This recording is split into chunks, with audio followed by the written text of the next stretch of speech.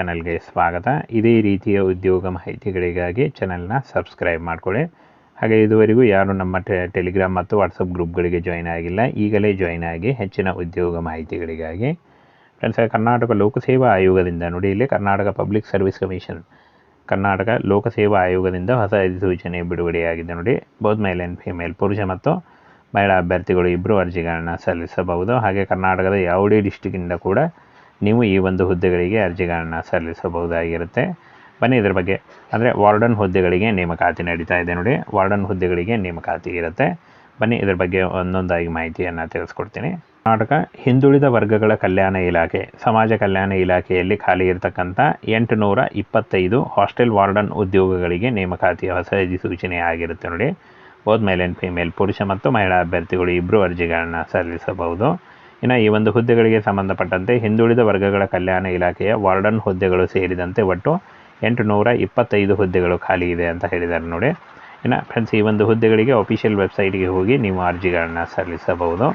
ಹಿಂದುಳಿದ ವರ್ಗಗಳ ಕಲ್ಯಾಣ ಇಲಾಖೆಯಲ್ಲಿ ನೇಮಕಾತಿ ಇರುತ್ತೆ.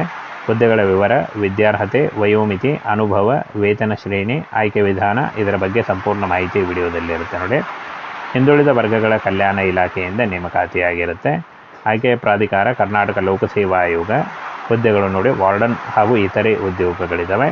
ಇನ್ನು ಫ್ರೆಂಡ್ಸ್, ಈ ಒಂದು ಹುದ್ದೆಗಳಿಗೆ ಅರ್ಜಿ ಸಲ್ಲಿಸುವಂಥ ಅಭ್ಯರ್ಥಿಗಳಿಗೆ 825 ಹುದ್ದೆಗಳಿದ್ದಾವೆ ನೋಡಿ. ಇದರಲ್ಲಿ ಆಯ್ಕೆ ಮಾಡಿಕೊಂಡು ನೀವು ಅರ್ಜಿಗಳನ್ನು ಸಲ್ಲಿಸಬಹುದು.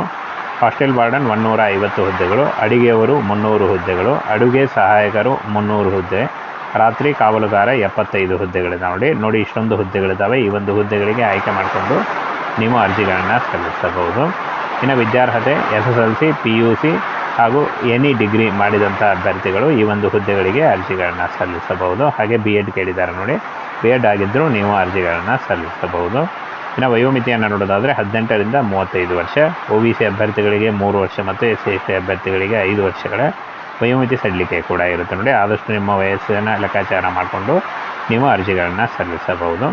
ಪರಿಶಿಷ್ಟ ಜಾತಿ, ಪರಿಶಿಷ್ಟ ಪಂಗಡ ಒಂದು ಅಭ್ಯರ್ಥಿಗಳಿಗೆ 5 ವರ್ಷಗಳ ವಯೋಮಿತಿ ಸಡಿಲಿಕೆ ಇದ್ದರೆ, 2A 2B ಮತ್ತು 3A 3B ಅಭ್ಯರ್ಥಿಗಳಿಗೆ 3 ವರ್ಷ ಇರುತ್ತೆ. ವಿಕಲಚೇತನ ಅಭ್ಯರ್ಥಿಗಳಿಗೆ 10 ವರ್ಷಗಳ ವಯೋಮಿತಿ ಸಡಿಲಿಕೆ ಕೂಡ ಇರುತ್ತೆ ನೋಡಿ. ವೇತನ ಶ್ರೇಣಿ 30,000ದಿಂದ 60,000ವರೆಗೆ ಪರ್ ಮಂತ್ ಸ್ಯಾಲ್ರಿ ಆಗಿರುತ್ತೆ ನೋಡಿ. ಇದು ಜಾಸ್ತಿ ಕೂಡ ಆಗ್ತಾ ಹೋಗುತ್ತೆ. ಇನ್ನು ಆಯ್ಕೆ ವಿಧಾನವನ್ನು ನೋಡೋದಾದರೆ ಸ್ಪರ್ಧಾತ್ಮಕ ಪರೀಕ್ಷೆಯಲ್ಲಿ ಪಡೆದಿರುವ ಅಂಕಗಳ ಮೂಲಕ ಆಯ್ಕೆಯನ್ನು ಮಾಡಿಕೊಳ್ಳಲಾಗುತ್ತೆ ಅಂತ ಹೇಳಿದ್ದಾರೆ. ಇನ್ನು ಅರ್ಜಿ ಸಲ್ಲಿಕೆ ಈ ಒಂದು ಅಫಿಷಿಯಲ್ ವೆಬ್ಸೈಟಿಗೆ ಹೋಗಿ ನೀವು ಅರ್ಜಿಗಳನ್ನು ಸಲ್ಲಿಸಬಹುದಾಗಿರುತ್ತೆ. ಇನ್ನೇನು ಕೆಲವೇ ದಿನಗಳಲ್ಲಿ ಈ ಒಂದು ಹುದ್ದೆಗಳಿಗೆ ಅರ್ಜಿ ಸಲ್ಲಿಕೆ ಶುರುವಾಗುತ್ತೆ. ಆನ್ಲೈನ್ ಮೂಲಕ ಇನ್ನೇನು ಕೆಲವೇ ದಿನಗಳಲ್ಲಿ ಈ ಒಂದು ಹುದ್ದೆಗಳಿಗೆ ಅರ್ಜಿ ಸಲ್ಲಿಕೆ ಶುರುವಾಗುತ್ತೆ ನೋಡಿ. ಆಗ ನೀವು ಆನ್ಲೈನ್ ಮೂಲಕ ಅಫಿಷಿಯಲ್ ವೆಬ್ಸೈಟಿಗೆ ಹೋಗಿ ಆನ್ಲೈನ್ ಮೂಲಕ ಅರ್ಜಿಗಳನ್ನು ಸಲ್ಲಿಸಬಹುದು.